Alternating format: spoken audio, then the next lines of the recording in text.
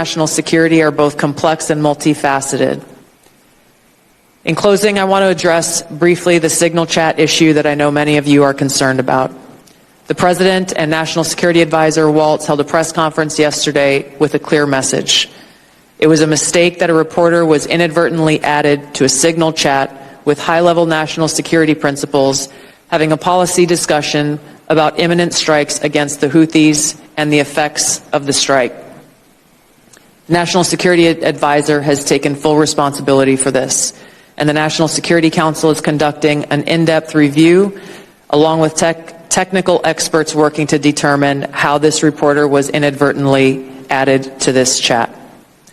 The conversation was candid and sensitive, but as the President and National Security Advisor stated, no classified information was shared. There were no sources, methods, locations, or war plans that were shared. When you think of Donald Trump's cabinet, two things come to mind.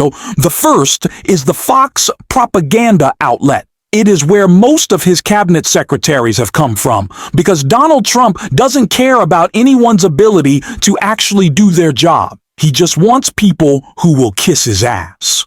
And of course, tied to that is their incompetence. The second thing that comes to mind when you think of Donald Trump's cabinet, and those two things together are what created the latest and most humiliating story to come out of Donald Trump's administration about his inability to read, "Yes, you are hearing me," right? Because he is not able to see and think correctly. We're going to get into this humiliation that came out of a leaked report. But before we do, if I could quickly ask you to leave a like on this video, and if you haven't already, and you enjoy our channel, to hit that subscribe button. It goes a long way, and it really does mean a lot to me. Now, before we are able to get into this leaked report that was a result of the incompetence of Tulsi Gabbard, I want to hear a little bit from her that led to this. And we can see that with this clip right here. I want to address briefly the signal chat issue that I know many of you are concerned about.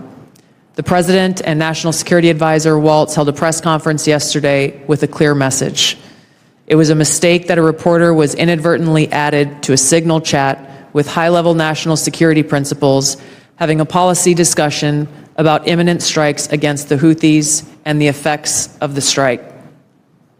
The National Security Advisor has taken full responsibility for this, and the National Security Council is conducting an in-depth review along with technical experts working to determine how this reporter was inadvertently added to this chat. The conversation was candid and sensitive, but as the President and National Security Advisor stated, no classified information was shared. There were no sources, methods, locations, or war plans that were shared. This was a standard update to the National Security Cabinet that was provided alongside updates that were given to foreign partners in the region. The Signal Message app comes pre-installed on government devices. In December of 2024, CISA stated, quote, "We strongly urge highly targeted individuals to immediately review and apply best practices provided in the guidance to protect mobile communications, including consistent use of end-to-end encryption." And they named Signal as an app as an example of such an end-to-end encrypted messaging app. Ideally, these conversations occur in person. However, at times, fast-moving coordination of an unclassified nature is necessary where in-person conversation is not an option. I'm also aware that a lawsuit was filed yesterday on this issue. As a result of that pending litigation, I'm limited in my ability to comment further on that specific case. My Office of General Counsel will be in close contact with the Department of Justice on this matter. The most important thing to the American people and to all of us is the success of this military operation against terrorists who have been and continue to attack American service members was extremely successful, thanks to the leadership of President Trump and the actions of our brave men and women in uniform. As the heads of the American people's intelligence community, we will continue to provide the President, you in Congress, and our warfighters with timely, unbiased, relevant intelligence to keep our country secure, free, prosperous, and at peace. Tulsi Gabbard has made it clear that she doesn't understand how to do her job, and she also doesn't really seem to care about it all that much. She has no care, no worries about the classified materials that keep Americans safe. That's why she was texting war plans with Pete Hegseth. That's why she couldn't answer for her use of Signal, her use of her personal phone. This is an administration that does not care to do their jobs. Again, that is not what they were brought in here to do. Tulsi Gabbard's job, as the same with Pete Hegseth and Kristi Noem Kash Patel, is to kiss Donald Trump's ass and make publicity stunts, and that is all they are tasked with doing. Now, when they do those publicity stunts, they are often backfiring, which is part of the reason this leaked report came out. But before we get into it, we need to see the focus of Tulsi Gabbard that allowed this report to come out. Just take a look at what she had to say on Foxing. On that foremost mission. They're obviously the DEI stuff that has been a huge distraction. I've had employees come and talk to me and say they were expected to spend half of their day within the intelligence community focused on DEI work. So if you can imagine, when we have intelligence professionals and analysts whose mission it is to make sure that the president has relevant, timely, apolitical, objective intelligence to make his decisions by, but in the last administration, they're told, you got to spend half your day on DEI work. We can understand why the capabilities in some cases were so degraded. Well, you have, without DEI, you got free time to do what everyone's supposed to be doing. Great to see you. So much like Pete Hegseth, instead of actually worrying about running her agency, running her department, what is Tulsi Gabbard focused on? She's focused on the culture war. She's focused on fighting the battles against DEI. Tulsi, how do you have your job?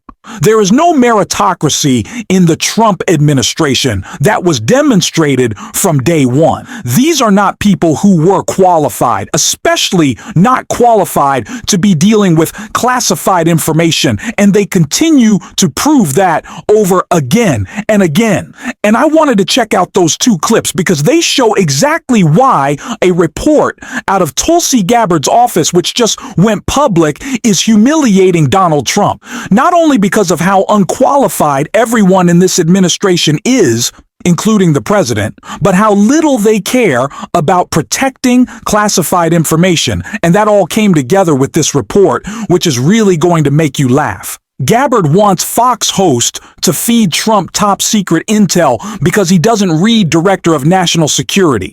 Tulsi Gabbard wants to turn Donald Trump's daily intel briefings into Fox News type broadcast because he doesn't read. Gabbard is hoping to add animations and more dynamic multimedia elements to Trump's pre-presidential daily briefings, or PDBS, to fit his viewing habits and hold his attention. 5 people with knowledge of the discussions told NBC News Gabbard also reportedly consulted with current and former intelligence officials on bringing in a Fox News producer and host to reshape the PDBS, which are usually text and image-based for national security reasons to deliver intel in broadcast form.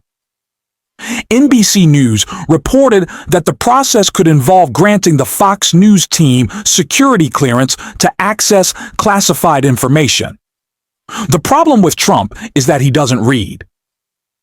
One source said he's on broadcast all the time. However, in a statement to NBC News White House spokesperson Davis Engel blasted the report as libelous garbage from unnamed sources. He added, Donald Trump has assembled a world-class intelligence team who is constantly communicating with and receiving real-time updates on all pressing national security issues. Echoing Engel's remarks, Director of National Intelligence Press, Secretary Olivia Coleman said, this so-called reporting is laughable, absurd, and flat-out false.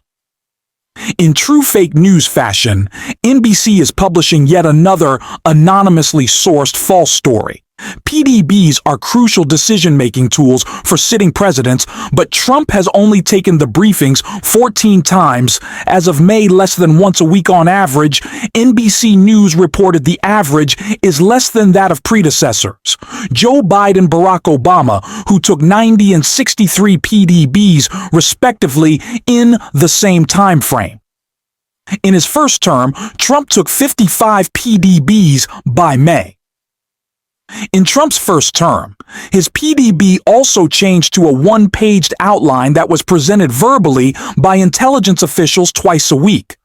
According to former CIA officer John Holgerson's book, Getting to Know the President, Intelligence Briefings of Presidential Candidates and President-Elect, 1952 to 2016. At one point, then Vice President Mike Pence reportedly told intelligence briefers to lean forward on maps to help Trump engage. According to the book Unclassified Information released by the CIA's in-house academic center in 2021, found that intelligence officials had struggled to brief Trump in his first term in 2016 with only limited success in educating the president, CNN reported. So not only are we discovering something that we already knew, that our idiot president doesn't know how to read, but also Tulsi Gabbard is considering handing over top secret intelligence briefings to the Fox propaganda outlet so they can package a childlike television program full of animation and sparkles and fun times for Donald Trump to be able to pay attention. Are you serious? What point have we come to in the politics of cognitive decline coverage? Well, the mainstream media focuses on Joe Biden, who's out of office, but refuses to cover the fact that Donald Trump's brain is actively melting to a point in which he needs Cocamelon-style intelligence briefings to focus, and they don't want to say a word about it. This is a new level of absurdity. How do we have the dumbest member of our country running it, unable to read, understand information, and act on real-time intelligence briefings?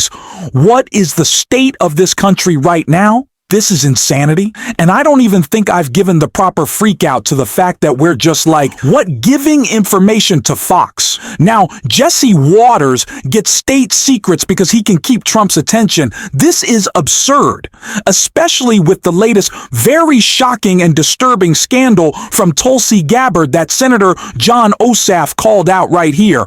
We do have to just step back and acknowledge that the depth of corruption and self-dealing and self-enrichment by the Trump family during this term is something that we have never, ever seen in the United States. At no point in our republic have we seen anything like this. I mean, you had Jared Kushner took billions of dollars from the Saudis. You've got the president's family going out ahead of his official visits doing business across the region. You've got the meme coin, where foreigners are directly enriching the president and his family and his businesses. And some of them are being quite open. Some of the folks buying this coin are being quite open that they're doing it in order to curry favor or to gain influence. And the president is selling private dinners and White House tours to people who invest in his family businesses, not to mention the airplane, which is maybe the most extraordinary single obvious constitutional violation in presidential history. It is really mind-blowing. And for the speaker to say that, when it is the explicit role of the United States Congress to investigate and oversee misconduct by the executive branch, when we have all sworn an oath to that Constitution, which defines that separation of powers, and that role for the United States Congress demonstrates that there is no red line, there is no new depth that this administration can plumb that will get these folks to give a damn. They're absolutely committed to defending and covering up for this president and this administration, no matter what. And this raises the obvious concern that senior intelligence analysts may face retaliation for issuing good faith analysis. That's their job, to call balls and strikes, to take the available intelligence that's been collected and render the very best, most objective analysis possible, that they may face retaliation where their analysis, their findings are not helpful to the administration's policy objectives, or perhaps reveal false statements that the administration has made in court. And if that is what's happening here, and there's a lot of reason to suspect it is, that chills intelligence analysis throughout the entire intelligence community, which then deprives policymakers of access to accurate information. That's how mistakes are made. That's how our country can make serious geopolitical and national security mistakes, when the intelligence products we're receiving are not down the middle, but instead crafted to curry favor with the administration. The last thing I'd say on this is Tulsi Gabbard, when she came before us testifying to take the job as Director of National Intelligence, her whole thing was depoliticizing the intelligence community. And if she's done this to punish analysis that she or the president didn't like, well, you can rest assured that we on the intelligence community are going to put very tough questions to her under oath about that. Everything that we do in this country at this point, it seems like is in service to our baby of a president. How are we doing this? How is this the state of things? How are decisions made about the biggest economy in the world based on the whims of one man? How are firing and hiring decisions made in our most important agencies based on who hurt Donald Trump's feelings with the truth? What have we allowed to happen? And at the same time, you have equally emotionally stunted members of Congress and the Republican side refusing to call him out, because they are so terrified and so tragically sad that they have to hold on to their power to feel any sort of meaning in their life. I know I'm just like armchair psychologizing here, but these people are embarrassing. It is embarrassing. We talk about this so often.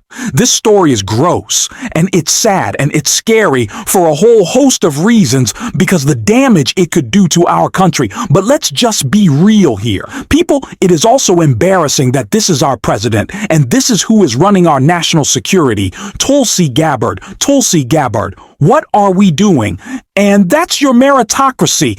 That's your meritocracy, folks. We're getting rid of DEI because Tulsi Gabbard is focused on making sure that Donald Trump has fun times with his intelligence briefings. I've had enough. This is too much. We're going to keep calling it out, though. And if you want to support that, as always, you can hit that subscribe button, leave a like on this video, and if you stuck around to the end, you can drop a blue heart in the comments. And until next time, I'll see you soon.